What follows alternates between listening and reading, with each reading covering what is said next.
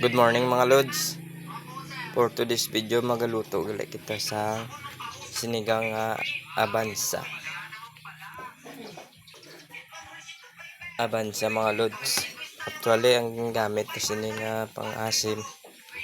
Hindi na siya sinigang siya sampalok kundi ano na siya batuan.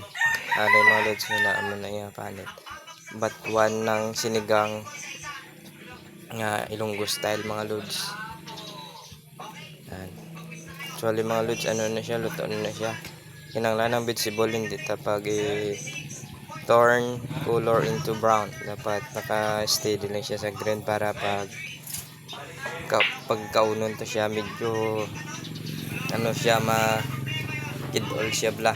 Tapos veggie na veggie pa ang yung itsura no.